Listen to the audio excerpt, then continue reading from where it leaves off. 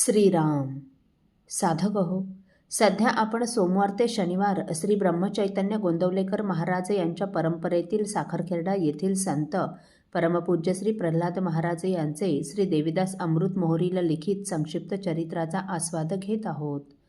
तसेच रविवारी श्री महाराजांच्या काही भक्तांचे अनुभव ऐकणार आहोत. वामनरावांना फार वर्षांपूर्वी महाराजांचा अनुग्रह मिळाला होता. पुढे काही वर्षांनी महाराजांनी त्यांना 13 कोटी जप करण्यास सांगितला. त्यावेळी वामनराव महाराजांना म्हणाले, महाराज, मी हा जप करण्याचा व अखंड नामात राहण्याचा प्रयत्न करीन, परंतु आपण करून घ्याल तरच हे शक्य होईल. त्यावेळी महाराज म्हणाले, आपण प्रयत्न करा, महाराज पाठीशी आहेत. ते हो महाराज म्हणाले. तेव्हा श्री महाराजांनी त्याच वेळी त्यांच्याकडून 13 कोटी जपाचा संकल्प सोडवून घेतला. तेव्हापासून ते सारखा जप करीत. शेतात येता जाताना किंवा काही कामानिमित्त बाहेर जातानाही जप करीत असल्यामुळे पायात पादत्राणे घालत नसत, अनवाणीच राहत. त्या काळात नायगाव ते परभणी, परभणी ते जिंतूर, जिंतूर ते नायगाव असा प्रवास अनेक वेळा त्यांनी अनवाणी केला. पुढे श्री महाराजांना हे कळल्यानंतर त्यांनी वामनरावांना कापडी बूट घालण्यास सांगितले. तेव्हापासून शेतात व कुठे कामानिमित्त बाहेर जाताना ते कापडी बूट वापरू लागले. इसवी सन 1962 अष्टग्रही आली होती. 5 फेब्रुवारी 1962 माघ शुद्ध प्रतिपदेपासून ही कालकूट नावाची अष्टग्रही आली. त्याच दरम्यान नायगावच्या वामनराव नायगावकरांकडे त्यांच्या गावातीलच त्यांच्याकडे नेहमी येणारा ज्योतिषी आला. वामनरावांनी त्याला आपली पत्रिका दाखविली. तेव्हा पत्रिका पाहून तो वामनरावांना म्हणाला, तुम्हालाही अष्टग्रही अनिष्ट ठरणार असून त्यात तुमचा मृत्यू संभवतो. पत्रिकेवरून तरी या अष्टग्रहीत तुमच्यावर मृत्यूगंडांतर अगदी स्पष्ट दिसते. आतापर्यंत या ज्योतिषाची भविष्यवाणी खरी ठरली होती. त्यामुळे ज्योतिषाची ती भविष्यवाणी ऐकून वामनराव मनात थोडे चरकले व मनात विचार करू लागले की मृत्यू येणारच असेल तर कुठेही येईल. तेव्हा इथे राहून मरण्यापेक्षा श्री महाराजांकडे जाऊ आणि यदा कदाचित मृत्यू आलाच तर श्री महाराजांच्या सानिध्यामुळे सद्गती तरी मिळेल. म्हणून दुसऱ्याच दिवशी ते साखरखेर्ड्याला महाराजांकडे गेले. श्री रामानंद महाराजांचं दर्शन घेतलं आणि श्री महाराजांना नमस्कार करून ज्योतिषाने सांगितलेली सगळी गोष्ट श्री महाराजांना सांगितली. तेव्हा त्यांना धीर देत श्री महाराज म्हणाले, अहो, या ज्योतिषावर काय विश्वास ठेवता? हे पहा, एकतर आपली जन्मवेळ बरोबर नसते, त्यामुळे आपली पत्रिकाही बरोबर असेलच असे नाही. त्यामुळे घाबरण्याचे काहीच कारण नाही. परंतु वामनराव म्हणाले, नाही महाराज, तरीही मला फार भीती वाटते. तेव्हा महाराज म्हणाले, बरं, मग असं करा, ही अष्टग्रही आहे तोपर्यंत इथेच राहा आणि इथे राहून जप करा. वामनराव हो म्हणाले. त्याप्रमाणे वामनराव अष्टग्रहीचा विशेष प्रभाव असेपर्यंत साखरखेर्ड्यालाच महाराजांजवळ राहिले. बाजूच्या खोलीत महाराजांनी त्यांची झोपण्याची व्यवस्था केली, परंतु महाराजांजवळ येऊनही मरणाची भीती त्यांच्या मनातून जात नव्हती. त्यामुळे रात्री त्यांना झोप लागेना आणि लागलीच तर त्यात स्वप्नही तशीच पडू लागली. त्यामुळे रात्री जाग आल्यावर त्यांना अधिक भीती वाटू लागे.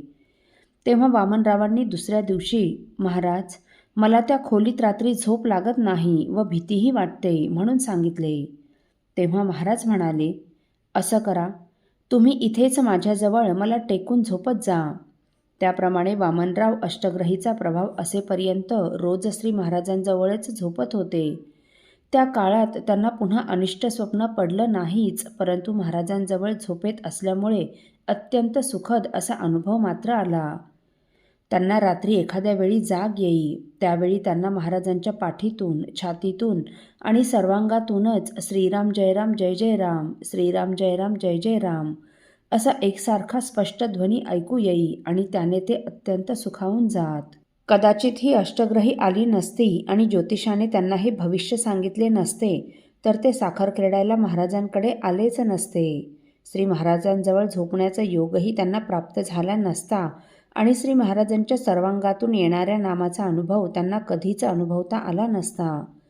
त्यामुळे ही अष्टग्रही त्यांना अनिष्टकारक न ठरता नामाचा असा सुखद अनुभव देऊन गेली. 25 फेब्रुवारी 1962 अष्टग्रहीचा सर्वसामान्य लोकांवर पडणारा प्रभाव बऱ्याच अंशी कमी झाला होता आणि वामनरावांवर येणारे मृत्यूगंडांतरही टळले होते. परंतु आता लवकरच दासनवमीचा उत्सव सुरू होणार असल्यामुळे श्री महाराजांनी त्यांना श्री रामानंद महाराजांच्या जन्मोत्सवापर्यंत ठेवून घेतले आणि जन्मोत्सवाचा प्रसाद घेऊनच ते घरी परतले. असो, पुण्याचे बापूसाहेब मराठे हे औरंगाबादला बँक ऑफ महाराष्ट्रमध्ये द्वितीय श्रेणीचे अधिकारी म्हणून कार्यरत होते. इसवी सन 1961च्या अखेरीस रिझर्व्ह बँकेच्या आदेशानुसार पुण्याची इंडस्ट्रीयल बँक, कोकणातील बँक ऑफ कोकण आणि नागपूरची बँक ऑफ नागपूर या तिन्ही बँकेचे विलिनीकरण बँक ऑफ महाराष्ट्रमध्ये व्हावे असे ठरले. पुढे या विलिनीकरणामुळे बँक ऑफ महाराष्ट्राचे काम एकदमच वाढले व त्याकरिता वरच्या हुद्द्याच्या 2 जागा निर्माण कराव्यात असे ठरले. तेव्हा यातील एका जागेसाठी आपली निवड व्हावी असे बापूसाहेबांना वाटू लागले. आता यासाठी कशी पावले टाकावीत, कसा प्रयत्न करावा हा प्रश्न त्यांना सारखा सतावू लागला. तेव्हा याविषयी जालन्याच्या परमपूज्य प्रल्हाद महाराजांना हे सर्व सांगून त्यांनाच काय करू म्हणून विचारावे व ते जसे मार्गदर्शन करतील तसे करावे असे ठरवून दुसऱ्या दिवशी सकाळीच जालन्याला जाऊन श्री महाराजांची भेट घेण्याचे त्यांनी ठरविले. परंतु योगायोग असा की त्याच दिवशी सायंकाळी स्वतः श्री महाराज श्री बाबाजी मेरेकरांना घेऊन काही कामानिमित्त औरंगाबादला येऊन बापूसाहेबांकडेच मुक्कामास आले. श्री महाराजांच्या अशा अनपेक्षित येण्याने त्यांना खूप आनंद झाला. दुसऱ्या दिवशी सकाळी ते महाराजांसमोर बसून व श्री महाराजांना नमस्कार करून म्हणाले, महाराज, मला एक गोष्ट आपणाला विचारायची आहे, विचारू का? बापूसाहेब, विचारू का? एवढं म्हणताच महाराज म्हणाले, हे पहा बापूसाहेब, एखादी ऐहिक गोष्ट परमेश्वरापाशी मागणे आपल्या महाराजांना मुळीच आवडत नसे. म्हणजे ऐहिक गोष्टीसाठी देवाला साकडं नको आणि दुसरं म्हणजे जे तुम्हाला मिळणारच आहे त्यासाठी खटपट प्रयत्न कशाला? श्री महाराजांच्या या बोलण्याने त्यांच्या मनातील वादळ एकदम शांत झालं. आपण ती गोष्ट सांगण्यापूर्वीच श्री महाराजांना कशी कळली? आपल्या मनात त्याविषयी चाललेले उलटसुलट विचार श्री महाराजांनी अंतर्ज्ञानाने कसे ओळखले याचं त्यांना आश्चर्य व कौतुकही वाटलं. पुढे काही दिवसातच काहीही प्रयत्न न करता त्यांची या उच्च पदावर बढती झाली, पगार वाढला व पुण्यास बदलीही झाली.